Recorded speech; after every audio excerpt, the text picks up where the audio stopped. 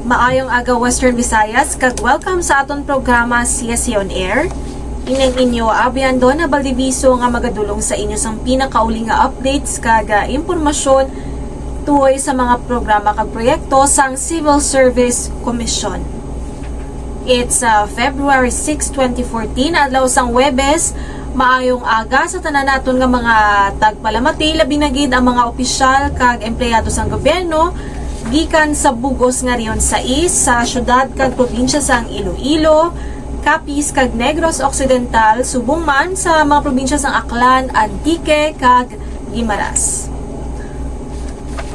Kung ikaw ang isa sa mga libo-libo naton nga mga abyan nga wala pa sang trabaho apang luyag nga magsulod sa gobyerno, magapatigayon ang Civil Service Commission sang nationwide nga Career Service Examination Paper and Pencil Test professional kag sub-professional level sa palaabuton nga April 6, 2014. Gani para sa mga luyag nga magkuha sang nasambit nga eksaminasyon, tutok kid lang kamo diri sa CSC on Air para sa mga importante nga detalye.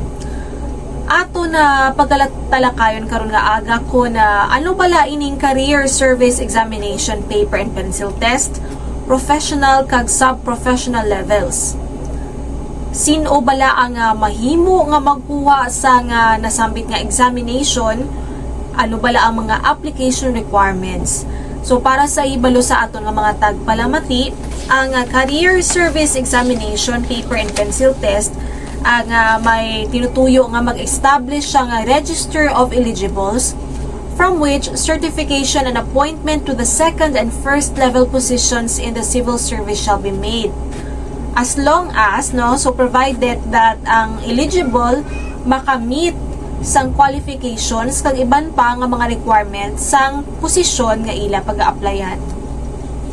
So again, ang tinutuyo gid sang Career Service Professional kag Sub-Professional Examination Paper and Pencil Test is to establish a register of eligibles, nga mangin qualified para sa mga posisyon sa gobyerno, provided that they also meet the other requirements of the positions. As mentioned earlier, ang Career Service Exam Paper and Pencil Test para sa professional kag sub-professional levels ang natalana sa April 6, 2014. Kag ang period of filing sang applications nagsugod sa tong December 16, 2013, kag magatakop naman sa February 20, 2014. So again, ang period of filing of applications para sa April 6, 2014, Career Service Examination Paper and Pencil Test ang magatakop sa February 20, 2014. Paibalo lang sa aton nga mga interested applicants para sa nasambit nga eksaminasyon, ang acceptance of applications will be on a first-come, first-served basis. And the applications may no longer be accepted before the deadline if the target number of applicants was already reached by the CSC regional or field offices, So, para sa impormasyon sa aton nga mga tagpalamani, kagluyag mag-apply sa Career Service Exam, professional or sub-professional levels, acceptance of applications will be on a first-come, first-served basis. So, all in all, we have a total of 16 regions. Kada region may asang 3 kung 4 ka testing center. So, para sa Region 1, ang mga masunod ang mga testing centers: San Fernando City, La Union, Dagupan City, Pangasinan, Urdaneta City, Pangasinan, Vigan City, Ilocos Sur, Lawag City, Ilocos Norte. Para naman sa Region 2, ang testing centers ang mga masunod: Tuguegarao City, Cagayan, Bayumbong, Nueva Vizcaya, kag Basco, Batanes. Region 3, City of San Fernando, Pampanga, Cabanatuan City sa Nueva Ecija, City of Malolos sa Bulacan, kag Baler, Aurora. Ang Region 4 naman ang mayara sa pinakamadamo nga testing centers na anong gikabilog kag amo ini mga masunod sa Batangas City, Lucena City sa Quezon, Santa Cruz, Laguna, Dasmariñas City, Cavite, Calapan City, Oriental Mindoro, kag Odiongan, Romblon. Region 5, Legazpi City, Naga City, Camarines Sur, kag Masbate City. Kag diri naman sa Western Visayas sa Region 6, niyara kita sa nga apatanan ka mga testing centers para sa April 6, 2014 Career Service Examination Paper and Pencil Test. Ini ang pagkahiwaton sa syudad sang Iloilo, sa Bacolod City, sa Negros Occidental, Rojas City, dito sa Capiz, kag San Jose, Antique. So again, no, apat na ang mga testing centers para sa April 6, 2014 nga Career Service Exam, Paper and Pencil Test, Professional and Sub-Professional levels diri sa Region 6. Diri sa Iloilo City, Bacolod City, Rojas City, kag San Jose, Antique. Para naman sa Region 7, ang testing centers ang nahamtang sa Cebu City, Dumaguete City, kag Tagbilaran City. Sa Region 8, isa lang ang testing center nga nahamtang sa Tacloban City sa Leyte. Sa Region 9, pagaywato ng eksaminasyon sa Zamboanga City, Pagadian City, kag Dipolog City. Region 10, isa man ang testing center nga nahamtang sa Cagayan de Oro City. Sa Region 11, pagaywato ng exam sa Davao City kag Tagum City, samtang sa Region 12 ini ang pagaywaton sa Cotabato City, Kidapawan City kag Coronadal City. Sa NCR or National Capital Region, duha ang testing centers kag ini ang ginalakipan sang Quezon City kag Manila. Sa Cordillera Administrative Region, pagaywaton ang Career Service Exam sa Baguio City, Tabuk City, Bangged Abra, kag Bontoc Mountain Province. Sa Caraga naman, ini ang pagkahiwaton sa Butuan City, Bislig City, kag Surigao City, kag sa ARMM, ini ang pagkahiwaton sa Cotabato City, Iligan City, kag Lamitan City sa Basilan. So amoy na no ang mga testing centers para sa palaabuton nga April 6, 2014 Career Service Exam, Paper and Pencil Test. Para sa mga luyag nga magkuha sa nahambitan na eksaminasyon or for those nga naka-apply na no kag naka-qualify sa examination, amo ini ang scope o kung coverage sang exams. So we have for the professional level the following. Ang professional level will be in English and Filipino. Kag kalakip sa coverage amo ang mga masunod: vocabulary, grammar and correct usage, paragraph organization, reading comprehension, analogy, logic, kag numerical reasoning. So sa liwat, para sa professional level, ang exam will be in English and Filipino. Kag kalakip diri ang mga masunod nga topiko: vocabulary, grammar and correct usage, paragraph organization, reading comprehension, analogy, logic, kag numerical reasoning. Para naman sa sub-professional level, ini ang kaangay man sang professional level will be in English and Filipino. Kag ang iyang coverage amo ang mga masunod: vocabulary, grammar and correct usage, paragraph organization, reading comprehension, spelling, clerical operations, kag numerical reasoning.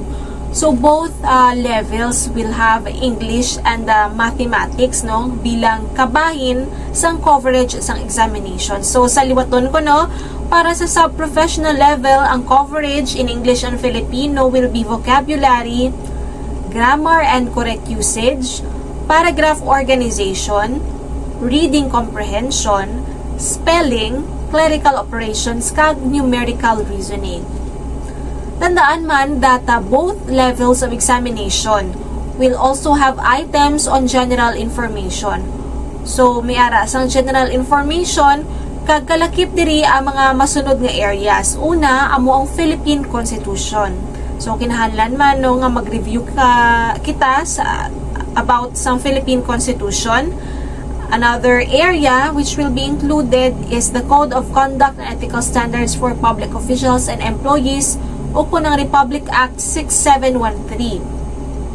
Kalakip man sa coverage ang peace and human rights issues and concepts kag environment management and protection. So importante gid no nga agud makapasar sa examination, i-review gid kag pagkatun-an ang mga masunod nga subject areas. So kalakip diri ang Philippine Constitution, Republic Act 6713 or the Code of Conduct and Ethical Standards for Public Officials and Employees, peace and human rights issues and concepts, kag environment management and protection. Agud nga makapasar sa career service exam, kinahanglan that the examinee will get a general rating of at least 80.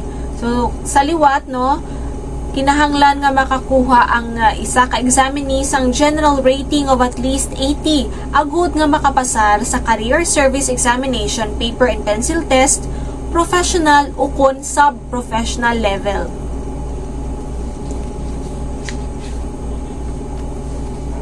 Sino naman bala ang qualified o kung mahimo nga mag-apply sa nahambitan nga eksaminasyon?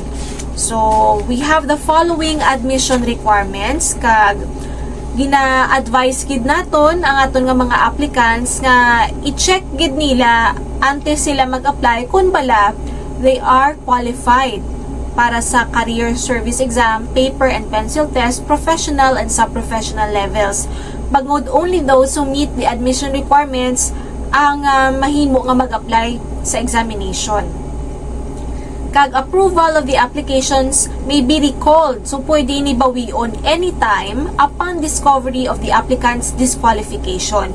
So kung hindi ikaw makakwalify, kag naka-apply ka na sa exam anytime, pwede nga ma-disapprove or ma-recall ang imo nga application for the career service exam. So importante gid nga imo na nahibaluon kung bala ikaw ang qualified para sa career service examination. Sa tion nga disqualified ang isa ka applicant, ang iya nga examination fee will also be forfeited. So ano bala ang aton nga mga admission requirements? Ini ang ginalakipan sa mga masunod. Una, kinahanglan nga ang isa ka aplikante is a Filipino citizen. Must be at least 18 years of age on the date of filing of application, of good moral character, must not have been convicted by final judgment of an offense or crime involving moral turpitude, disgraceful or immoral conduct, dishonesty, examination irregularity, drunkenness, or addiction to drugs. Isa bagid sa mga admission requirements, must not have been dishonorably discharged from military service or dismissed for cause from any civilian positions in government, and must not have taken the same level of career service examination in less than 3 months. So liwato nato ang mga masunod amo ang admission requirements para sa career service examination, paper and pencil test, professional and sub-professional levels. Una, must be Filipino citizen. Ikaduha, must be at least 18 years of age on the date of filing of application. Ikatatlo, of good moral character. Ikaapat, must not have been convicted by final judgment of an offense or crime involving moral turpitude or of disgraceful or immoral conduct, dishonesty, examination irregularity, drunkenness, or addiction to drugs. Ikalima sa aton nga mga admission requirements para sa career service examination, professional and sub-professional levels is must not have been dishonorably discharged from military service or dismissed for cause from any civilian positions in government. Kag ikaanom, must not have taken the same level of career service examination in less than 3 months. So ginaliwat nato nga please check carefully kung bala ikaw ang qualified para sa career service examination, professional and sub-professional level. Bangod nga sa tion nga makit-an nga hindi qualified ang isa ka applicant, iga-disqualify siya, iga-recall ang iya nga application, kag iga-forfeit man ang iya ginbayaran nga examination fee nga 500 pesos. So, importante gid nga inyo pagalantawon kung ano bala ang mga admission requirements, kag kung bala ikaw ang qualified for the examination. Para naman sa mga applicants nga mayara sang pending nga administrative o kung criminal man nga case, mahimo man siya sa gihapon nga magkuha sang career service exam. Kaga siya ang paghatagan man sa nagakaigo nga eligibility if mapasara niya ang exam nga iya ginkuha. However, this is without prejudice sa resulta o kung outcome sang iya pending administrative o kung criminal case. Now, sa tion nga ang isa ka applicant will be found guilty of grave offenses, ang iya nga eligibility will be forfeited o kung pagabawion base sa penalties nga nakasaad sa decision kaga pursuant man sa Section 52A sang Revised Rules on Administrative Cases in the Civil Service. So sa liwat, para sa mga applicants nga mayara sang pending administrative o kung criminal nga case, mahimo man sila sa gyapon nga magkuha sang career service examination, paper and pencil test, professional o kung sub-professional level. Kaga sila ang paghatagan sa nagakaiko nga eligibility, professional or sub-professional eligibility if they pass the exam. But this is without prejudice sa outcome o kung resulta sa ila pending administrative and or criminal case. Kung sila ang if they are found guilty sa grave nga offense, iga forfeit ang ilang eligibility base sa penalties nga nakasaad sa decision sa ila kaso kaga pursuant sa Section 52A sang Revised Rules on Administrative Cases in the Civil Service. Kaga another important nga reminder para sa mga applicants, para sa mga nakapasar na sa parehas nga level of examination or a comparable level of examination kaangay sa examination nga ginahatag sang PRC o Professional Regulation Commission, kaga para sa mga passers ang board or bar examinations, and those who graduated with honors in their bachelor's degree need not apply. So again, those who have already passed the same level or a comparable level of examination given by the Professional Regulation Commission or PRC, kag ang mga passers ang board kag bar examinations, kag those who have already graduated with honors or those who graduated cum laude, magna or summa cum laude sa ilang bachelor's degree, they need not apply for the career service examination, professional and sub-professional level, paper and pencil test, bangod ang passers sang board or bar exams and those who graduated with honors, equivalent na sa professional nga eligibility, no?